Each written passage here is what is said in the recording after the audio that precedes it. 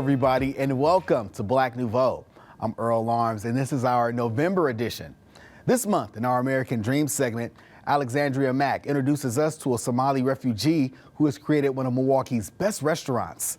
James Causey sits down with Milwaukee's top cop, Jeffrey Norman, and I'll introduce you to the new head of the City of Milwaukee's Office of African American Affairs. But first, in honor of Veterans Day, we want to remember the first time Milwaukee's Stars and Stripes Honor Flight took its first full plane of Vietnam War veterans to Washington, D.C. The Vietnamese War further divided a nation that was also in the midst of a civil rights struggle. Almost 3 million United States servicemen and women saw duty in Vietnam between 1955 and the war's end in 1975. And more than 12% of those serving were African American. I was drafted in '68, and I was assigned to a 701st Maintenance Outfit when I went to Vietnam, and I ended up being in the supply, but it was kind of boring to me. So I ended up being a shotgun rider for all convoys. Well, we load up supplies, and wherever we go to Thompson New, Like Long Bend, Saigon, and you ride shotgun for the driver in case we get hit. Was that dangerous? Somewhat. You know, we took the load up once or twice where the Like and we couldn't come back down because they had discovered the regular RABMs from North Vietnam, so we couldn't come back down. But other than that, you know, you just kind of take it the day as it goes. And did my 2-year service, a year in Vietnam, about 13 months in Vietnam, and then I came back stateside. Everybody else in my neighborhood was getting drafted, and I said, that's not going to happen to me. I said, I want to be able to choose and make the choice as to where I go and when I go and that kind of thing. So that's when I volunteered. He enlisted in the Air Force, did his basic training in Texas, and became an aircraft mechanic. Stateside, he learned how to operate the B-47 bomber. When he was transferred to the Philippines, he learned about the C-130 cargo. They gave me an assignment of a C-130 that I was the crew chief on. I was responsible for all of the maintenance and the upkeep of that plane, and everywhere that plane went, I was on it. In that particular realm, they sent us on a 2-week rotational into Vietnam to go in and run sorties up and down the coast, delivering various things, food and fuel and water and all of that stuff, and going picking up bodies and doing the injured, bringing them back to the processing center in Saigon. So I did that off and on for like 8 months, and the longest I stayed in Vietnam was like 3 weeks. Both men returned home safely from the war, but they did not receive a hero's welcome. So when I got out in California, I went to 2 junior colleges there in California, and everywhere I went, there was all these protesters. Everybody was protesting the Vietnam War. Turn back wasn't a welcome turn back, not like today. There was a war where we killed babies, and some time we got spit on. I mean, it wasn't a welcome back. It was like we wasn't welcome back. But that changed last September. The Stars and Stripes Honor Flight took its first full plane of Vietnam veterans to Washington, D.C. Since 2009, the all-volunteer organization has transported over 5,000 veterans from southeastern Wisconsin to see their national memorials. And now Vietnam veterans are being honored for their service. The experience is very important. It's important that we let everybody know that their service, whatever their role was, they didn't get to ask for which job they got. They took whatever they got, and whatever role they played is significant, and it's worth being thanked for. One look at IELTS, timber, watch out for flying. The day's events started early at Mitchell Airport. This is it. I was walking along. The veterans wear the blue shirts and their guardians are in red. In the eye of flash, bam, Arriving in the D.C. area, they get a rousing welcome.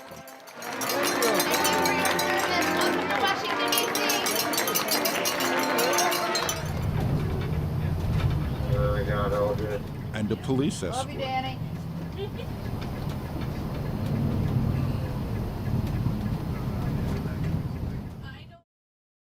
Arlington National Cemetery offers a quiet reminder of the human price of war and the sacrifice many Americans have made.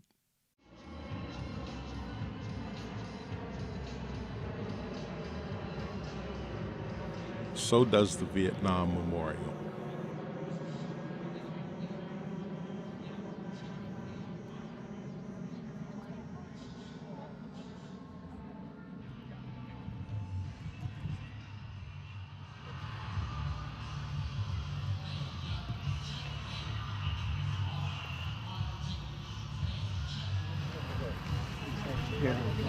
They're not forgotten. No, not now. No.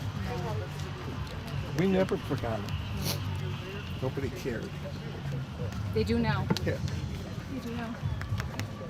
When I arrived in Vietnam, my first letter home to mom and dad, my first letter back, they told me I got killed.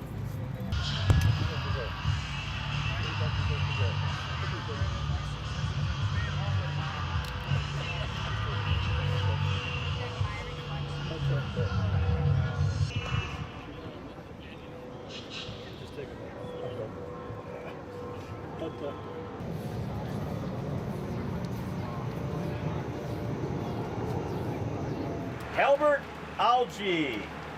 Mail call. Algie. Coming home, the vets receive mail call. Oh, this is great. All This is right, real you're great. welcome. Drink seriously, y'all. So this was from Paula. I'm gonna frame this and keep this fantastic. Wow, that's pretty cool.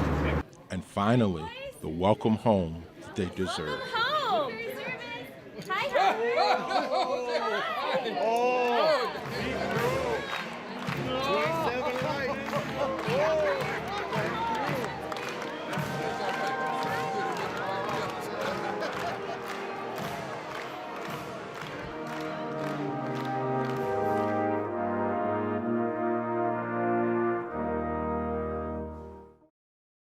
He was appointed to the Milwaukee Police Department in 1996.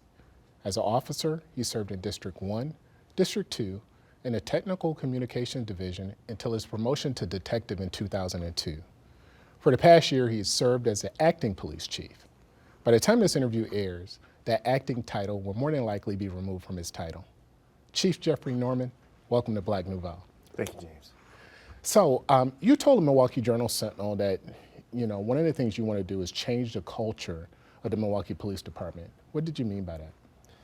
I believe the big thing is what it means to be truly community engaged, having proactive and interactive engagement citywide with our city. I believe it's important that all members of the Milwaukee Police Department understands what that mission means and do their respective roles in regards to being human to each other, human to our city. So we talk about community policing. How will you tackle community policing? What would your approach be? Well, it's important to have the right leaders in place.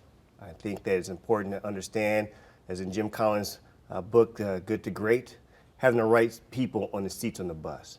So leadership is a core part of that strategy of engaging and understanding that those who are having the lift and helping with the lift, but also understanding who are our partners.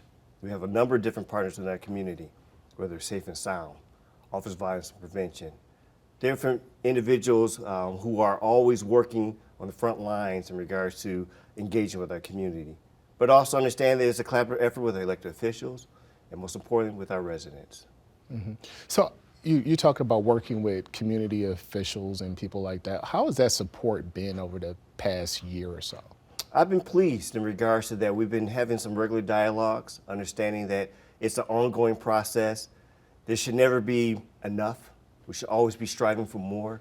I always tell my team, communicate, communicate, And when you think you communicate enough, you communicate some more. So when it comes to working with our community, we have a lot to work on in regards to rebuilding trust in some areas, holding on and restoring and maintain trust in many others. But we know that we all have to do our own part. And so that's important in regards to understanding that, we do have some great conversations and great action items with our elected officials, with our residents, with our community stakeholders, with our business community. But I'll never say I'm satisfied with where we're at or what we're doing. So a lot of officers no longer live in the city. So can you actively have strong community policing when they don't even live in the city? It's all about expectation, James. Again, this is a lot of legal aspects in regards to how we got there for officers being able to live outside the city, but the expectations are the same. And as the leader, the executive leader, modeling what I believe in. I'm a resident of the city, been a resident of the city, born and raised in this city. So understanding that I am showing my commitment, hope to inspire others. But at the end of the day, professionalism, engagement, no matter if you live in the city or outside the city, the expectations are still the same. Is there any kind of incentive you could give to officers to move back to the city? Because I'm trying to figure out if you believe that an officer is better if they live in the city that they serve. Well, I will say that having skin in the game, along with having the professional responsibility, is a great dual purpose. I believe there is some encouragement in regards to knowing that things that are affecting your neighborhood is important for you to be part of the solution. The incentives, unfortunately, is not in my department. I know that we have, a lot of different elected officials. We have unions. I know that we work between our city and our particular respective unions for the supervisors and for our frontline officers in regards to monetary whatnot. But I can do my part by, again, being very vocal, being very proactive in regards to what I feel. I think it's important for us to stand on our principles and understanding that if you don't believe it and actually have the actions behind it, you don't have any credibility. Our last police chief had a difficult time really describing the police department's strategy. What will your strategy be in addressing crime, in addressing a lot of the issues that we're dealing with right now? Community engagement is at the core. You don't know how to respond to concerns if you don't have a regular, robust communication with your respective partners and also the residents. The police department is a service operation. We provide a service. We don't tell the public what we're going to do. We respond to what the public wants from us. What we're hearing. Violent crime is at top of the list. Reckless driving is at the top of the list. But they also want to know who are their officers. It's important to be able to have that understanding that this is not some type of speaking words. You actually have to have action behind it. Being a part of the town halls, being part of crime and safety meetings, being part of the good things also out there in regards to seeing the type of activities of a community garden or our kids playing. We are part of the fabric of this neighborhood. So the strategy in regards to having effectiveness and how to use and deploy resources, because it's finite. There's no unending supply in regards to officers and vehicles, whatnot. But being smart by working with the partnerships, Office of Violence Prevention, credible messengers, like I said, Safe and Sound. These individuals who are out there seeing what's going on, other tools besides our law enforcement aspect of it, but also other government partners. We work closely with Department of Public Works, Department of Neighborhood Services. So working with our partners, understanding what is the need and what is the information we're getting, is how we can effectively address those concerns in our community. Okay, well, thank you. That's about as much time as we have here today, but we will continue our conversation with Acting Police Chief Jeffrey Norman during a web exclusive at MilwaukeePBS.org. Our local programs here at Milwaukee PBS are featuring profiles of area residents who are following and fulfilling their American dreams. Mariano Avila is the catalyst for the series, and he joins us now. Mariano, thank you so much for joining us. Talk about this series and what it's about and what people can expect to see.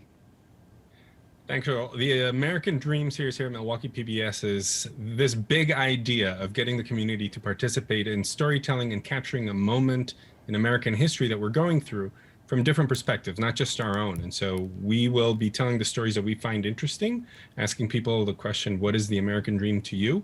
And we will also be trying to elicit stories from the community so that people can tell us what they think it means to them. What do you hope to hear from the community, or what do you hope people learn about the community with this series? I think this is an interesting time in history. We just went through a great economic depression, and then we went through a pandemic, and we went through, a tumultuous presidency, and we're, heading into midterms and then another election. So it's a moment in history that could pivot our American narrative, and our hope is that we capture a snapshot from different perspectives so that we can see what people are thinking and feeling about this American project. And can I ask you a question, Earl? On my show? I'm just kidding. No, go ahead, absolutely. Well, the question on your show is, what does the American dream mean to you? I usually ask the questions here, but I'm actually glad you did that because, no, I think the American dream is prosperity for those behind me, but also those in front of me. So future generations being able to have a space where my children and my children's children can live and prosper and be free to pursue their dreams. So. No, thanks for asking. Wow, give me something to think about. So, no, looking forward to the series. Mariano, thank you so much for joining us. No, thank you, Earl. And now we hear from the owner of the Blue Star Cafe, who shares her journey of fleeing from Somalia's civil war in the 1990s to owning one of the top restaurants here in Milwaukee. I like to call my mom a workaholic because of how much work she does every day. Comes here bright early in the morning and then starts cooking, starts setting everything up, staying here. In the morning, usually she doesn't have all her workers here, so it's like usually her serving, taking the orders, just doing a one-woman show. And that's usually her day-to-day. And that's like repeated every single day until the place closes. Because every day I cook, every day same thing, 6 days a week. 11 to 9. So my name is Aliyah Muhyiddin.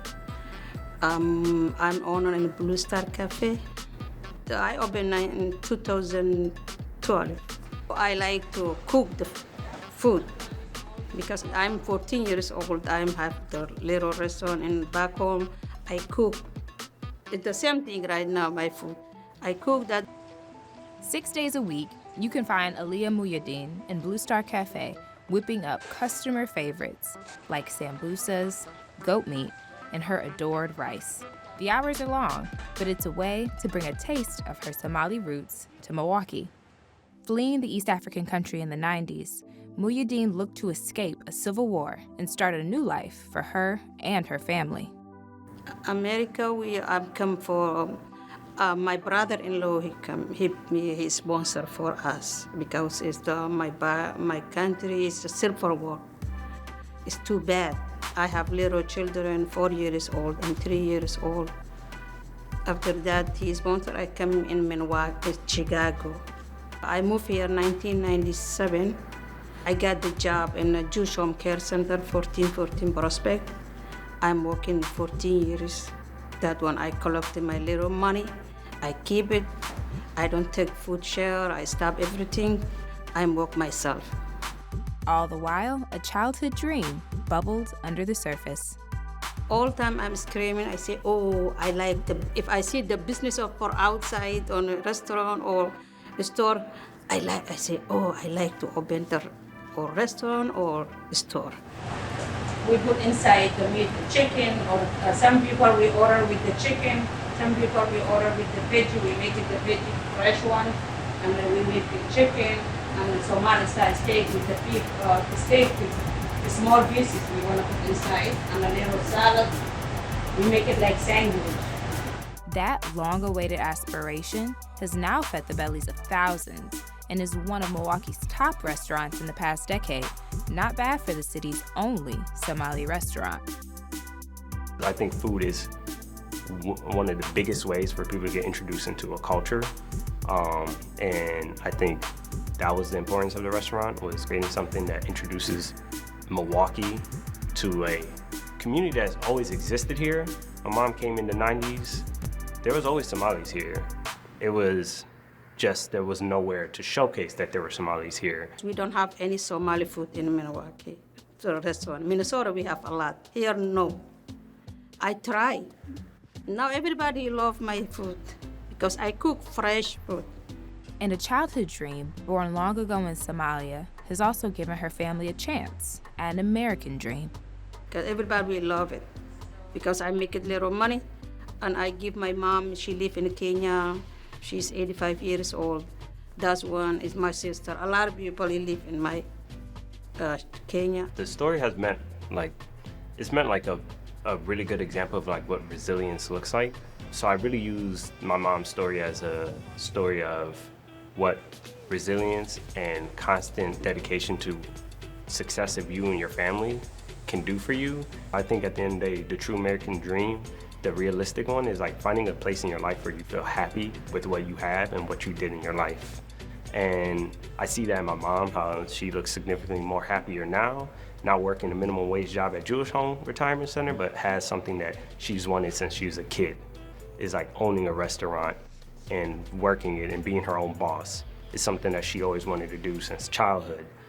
I'm happy right now, everything. I honor in the Blue Star Cafe, and my children right now, everybody growing up. I'm so happy.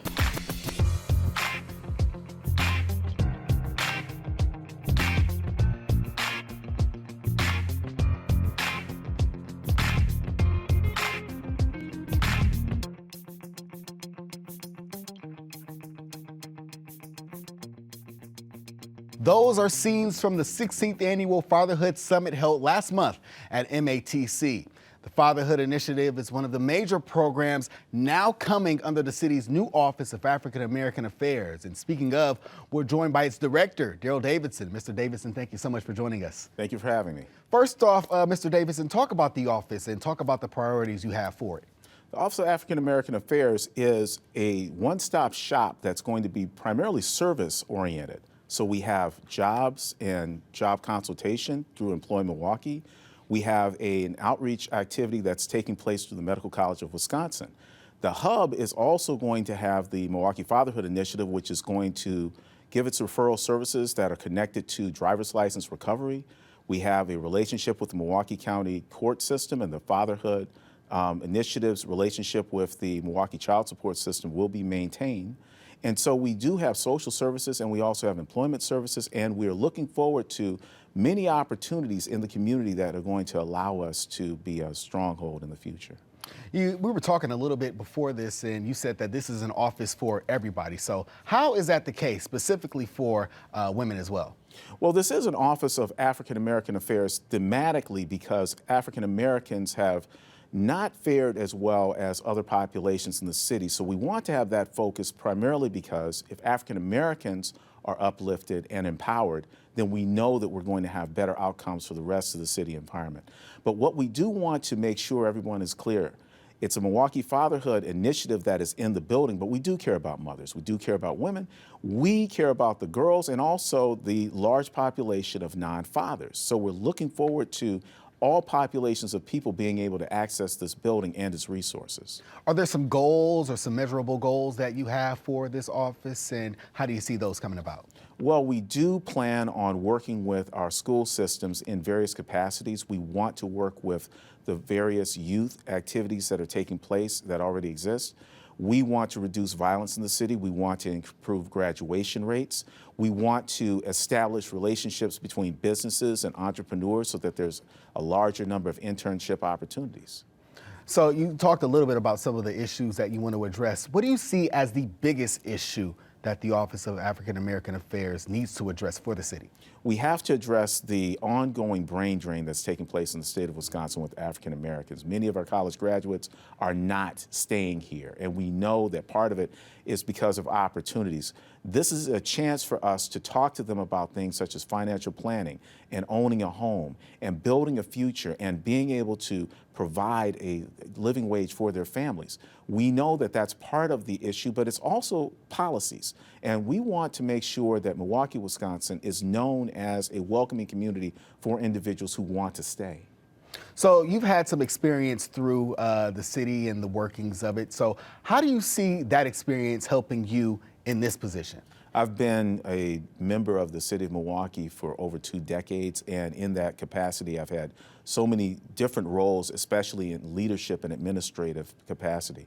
I have been the director of health centers as well as the director of numerous programs, and I've also been a grant writer and overseen multiple grants that were privately funded, federally funded, and state funded. So I'm looking forward to opportunities where we can bring more revenue and resources to this community and also get to know our neighbors, because that was the most enjoyable thing I do remember experiencing in my other roles.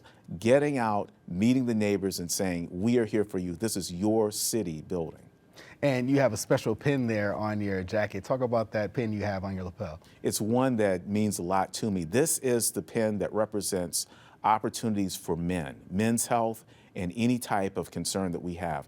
Often men are not the ones who look at themselves as being valuable. We want to make sure that men know that they're valuable and that they're worthwhile. And so we're moving things forward so that if men can lead and empower themselves, we know that other people are going to follow their lead. What should the city of Milwaukee and those out there watching know about the Office of African American Affairs? First, they should know where it's located, 4830 North Fond du Lac Avenue, and that's in the heart of the city. It's there because that's where a lot of activity is. We know that if you take a look at that section of the city, it's a very good representation of what's taking place. So we want people to know where it is and what's there and be able to come and know that they're welcome. Daryl Davidson, thank you so much for joining us. I appreciate being here. And as we close tonight, a reminder to join us online at MilwaukeePBS.org. We'll have more of James Causey's interview with MPD's Jeffrey Norman and a talk with author Dr. Sandra E. Jones about her new book, Voices of Milwaukee Bronzeville. For the Black Nouveau team, I'm Earl Arms. Have a safe, prosperous, and happy Thanksgiving.